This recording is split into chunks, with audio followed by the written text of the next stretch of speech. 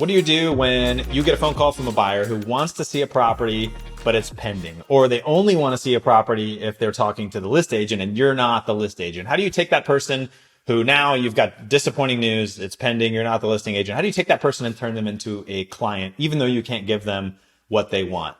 That's what I'm going to talk about in today's video. My name is John Glutch. I'm the team leader of the Glutch Group, and we've sold thousands of houses, and I've been doing this since 2003 and learned a lot of things about what to do and what not to do in this particular situation. So you've got a buyer, someone who wants to buy a house, and they've now gotten a hold of you, whether it's a Zillow lead or they're at an open house, coming through the property, or, there's a sign call, any kind of what we call property inquiry leads, right? They're inquiring about a property. You have something they want in their mind, at least, right? So you have access to this house, but you actually don't have access to that house because it's pending, or they really only want to work with the listing agent and you're not the listing agent. You're just sitting in an open house, or you got a Zillow lead you paid for, your team paid for.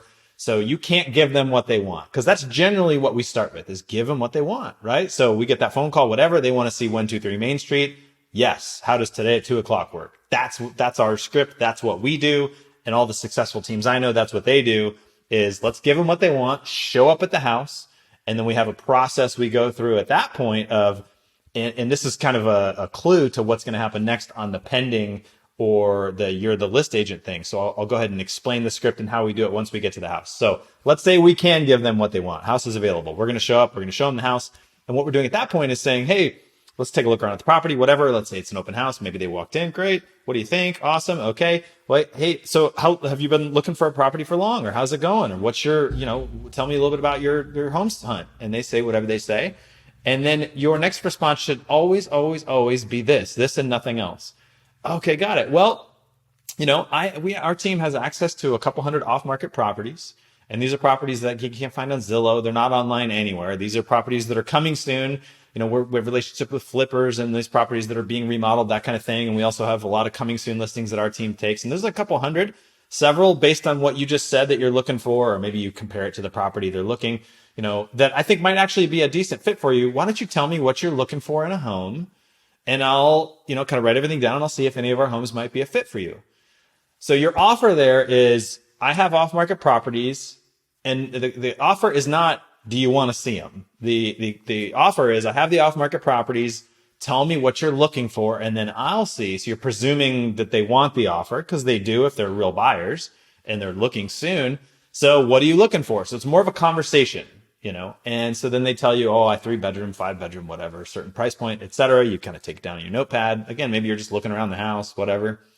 And at that point, you're going to say, hey, there's a couple I think might be a decent fit for you. And I've done other videos on how to find off-market properties and all that stuff, so you can check that out. But let's assume you know how to find off-market properties. So you say, hey, I've got a few that might be a fit for you. So do you have 30 minutes, 20 minutes right now to just kind of sit down and look and see if we have any, see what you think of them? So maybe you sit down at the kitchen table, maybe you go over to Starbucks, depends on the situation, right? But your offer at that point is a meeting. And the meeting is to review the properties that you have based on what they just said that you think might be a fit for them. That's the offer. That's the tantalizing, can't refuse it offer. Now, that's the same exact thing you're going to do if you're on the phone with someone and they figure out that the house is pending, or you're not the list agent, and that's all they cared about. Same exact thing. You just skip the part where you go to the house, right? So you just pivot, right? So the conversation is, hey, do you want to see the house at 2:00 today? Yeah, great. Whatever. Let's say you set the appointment, you find out it's pending. And our best case scenario is we've set up showings at 3 or 4 houses, so our script for that typically is, okay, great. I'll set up the showing today. I'm back to the phone script now. Great. We'll set up that showing at 2:00 today. And what I'm going to do is I'm going to look around the neighborhood. I can think of a few other houses that you might like too, that are kind of similar to this. Some maybe even you'd like better. And so I'll set up showings at those too, so you have something to compare it to. And then I'm just going to text you. I'll let you know where we're going to start. Does that sound fair?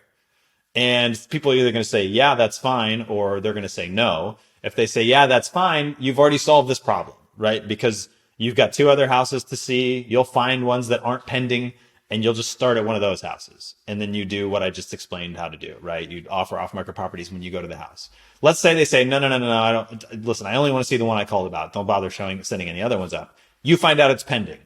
Okay, great. Now you're absolutely do not, in any circumstance, text them and say the house is pending. Do not do that, ever.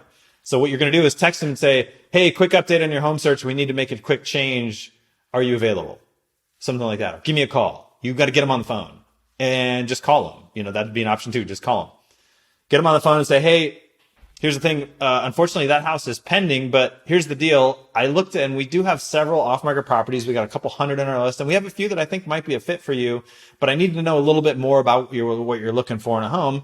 Tell me some more about what appealed to you about this property, what it is you're looking for. So you're keeping control of the conversation. You're not just saying, hey, the house is pending. Now what? You're saying, hey, the house is pending. I have this great other opportunity. Tell me what you're looking for. So now they're kind of in answering a question mode of like, well, I'm looking for the 4-bedroom and the whatever and the whatever. And you're just listening and writing it down and say, okay, great. Hey, yeah, I think we might have a few that would fit. Do you have 20 minutes right now to meet up at, we already had the appointment. Why don't we meet at the Starbucks nearby there? Or maybe we can meet at one by your house, and we'll just take a look at the properties that we have and see what's a fit. So can we just keep the appointment? Does that work for you just to keep that 2:00, and I'll bring along my list of off-market properties and we can take a look at it? And they'll respond however they want, however they do. And you're just going to kind of keep pushing for that appointment. The objections they might throw at you would be something like, can't you just send me the list? No, this is not like, there's no list. These aren't like online. I'm combing through several different databases, internal sources, and this is stuff that we can't publicly share because these properties aren't actually listed for sale. So we have this thing called clear cooperation. We're just not allowed to do that, but I can do it in person with people I'm working with as clients. So does today at 2:00 still work for you? Again, acknowledging their response and then taking back control of the conversation. You're just going to keep pushing for that meeting. And not everyone's going to take you up on it. Some people are just kicking tires, whatever. They got some other plan. That's fine. But people who really are looking for a house and who are motivated are going to take you up on that offer to have the meeting. You might have to have it on Zoom. You might have to have it at a house or at a Starbucks, but you just continue pushing for that meeting. It's exactly the same when they really want you to be the listing agent. And it doesn't happen as much anymore, but we see this more often where it's like, I only want to talk to the list agent. Like, okay, great. If they're going to push you on that, typically what I would say is they would say something like, are you the listing agent in the initial call? And I'd say the listing agent is an associate of mine. Does 2:00 today work for you? Again, acknowledge their response, take control of the conversation. But let's say they keep pushing. Well, wait, so you're not the list agent? No, I'm not the list agent. But what's great is I actually have access to a couple hundred off-market properties. So you go back to the same well, right? It's always the same offer, off-market properties. You go through that same script. I'm not the listing agent. And here's the thing, that listing agent doesn't even work with my company. So they're not going to have access to this. This is stuff that's really exclusive to us. And I would love to see if any of these would be a fit for you. So tell me, what is it that you liked about this house? Maybe one of these properties would be a good fit for you. So I think one of the biggest mistakes my agents made early on when we started doing this is they would say, we have all these properties. Would you like access to them? And that's not really the script. The script is we have all these off-market properties. I'd love to see if any of them are fit. What are you looking for in a home? That's much more conversational, and it's a much easier way to keep the dialogue going and keep things going smoothly. At that point, you're going to set the appointment. And then once you get to the appointment, either you're doing it right now at the house, maybe they have time available now, you can jump on a Zoom, whatever. That's fantastic. You can do it right there. If not, maybe there's some other time, some other day they have to make that appointment. So that right there is how you handle the pending problem and the you're not the listing agent problem. Do that right there and you will get lots more deals converted. You'll end up helping a lot more buyers with all of your amazing services. Hope that helps. Let me know if I can ever be of service to you. Bye-bye.